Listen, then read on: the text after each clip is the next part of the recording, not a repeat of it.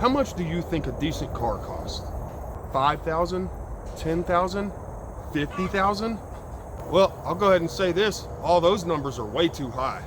Today, I'm gonna show that it's possible to have a pretty cool car collection even if you're just some broke DoorDash guy. Many of these cars get used daily for DoorDash and other trips. So join me on this magical journey through the land of cheap cars. So we're gonna start this off with the F-150. You gotta have a truck. You always gotta have a truck. We paid $500 for this and have not put another dime into it other than buying some brake fluid every so often because it has a small leak in the clutch slave cylinder. We've already hauled a few campers with it. We've flipped the campers. We've hauled many other loads with it, and it's been a super reliable, good truck. This one has the V6 5-speed.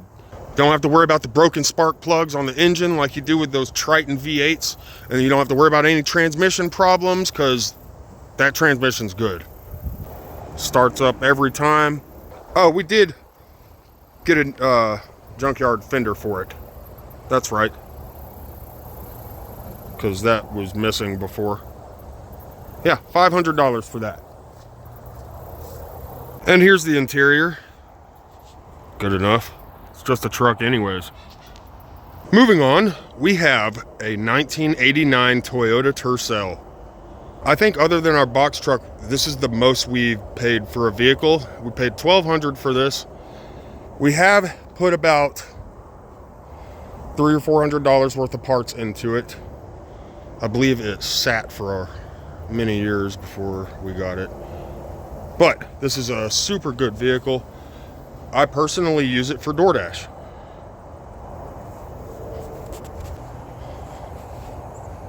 And this is actually the carbureted version of the Tercel.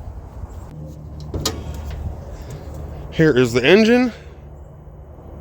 I've already done the timing belt, water pump. Done a few other little things to it. Replaced one of the coolant hoses. Done the clutch master cylinder. About to do the clutch slave cylinder because that's leaking. And here's the interior of this thing. It is straight out of the 80s. It's a super fun car to drive. Next up, we got the Mitsubishi Lancer. It's the OZ Rally Edition. Got the nice rims on it. Got the factory body kit already in the wing. It's pretty cool. This is the car that I put the 3D printed cold air intake on and accidentally drove through a puddle that was deeper than I thought. So this engine's getting replaced. But before I mess it up, and yes, it was totally my fault. It was totally my fault. But before I mess it up, this car was used for DoorDash every single day, all day long, 150 miles a day. I already have a new engine. Got it sitting in the back of the truck. I just got to buy an engine crane so I can replace that.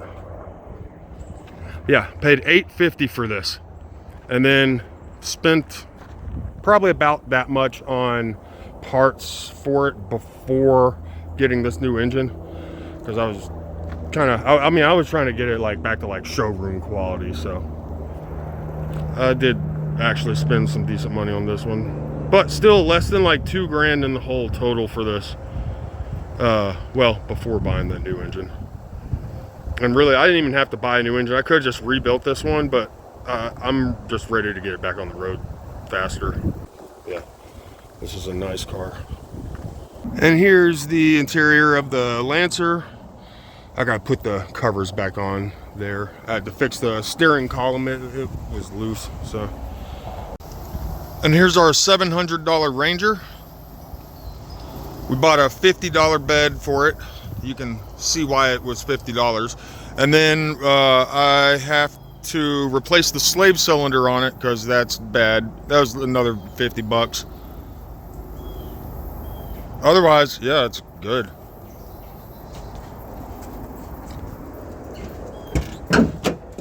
Here's the interior, nothing special. It's just a Ranger anyways. This is gonna be my off-road toy. Probably do like a few Gambler 500s with it.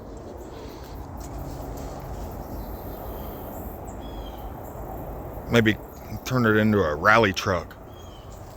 And here's our ready and reliable workhorse. It's a 1995 Honda Civic EX.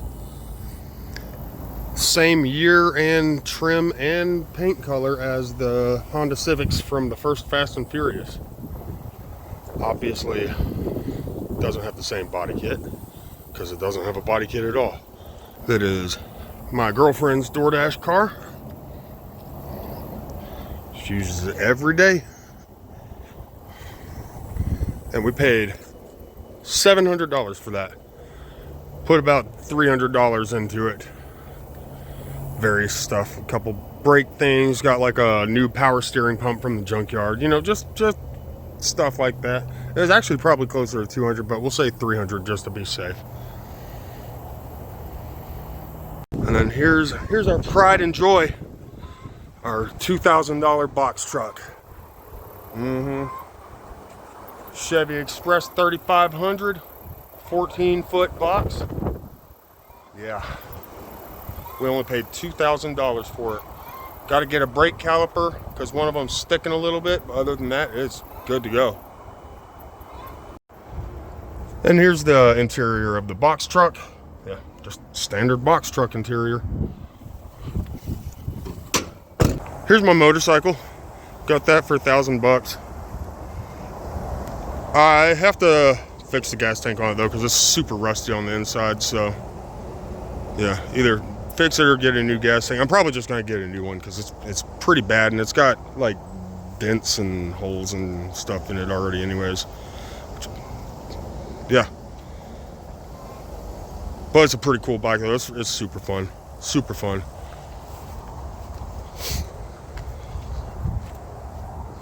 And then here's my $350 Miata. I gotta do a lot of work to that. It was basically just a junkyard car. It was sitting in some guy's field and he said sure to $350.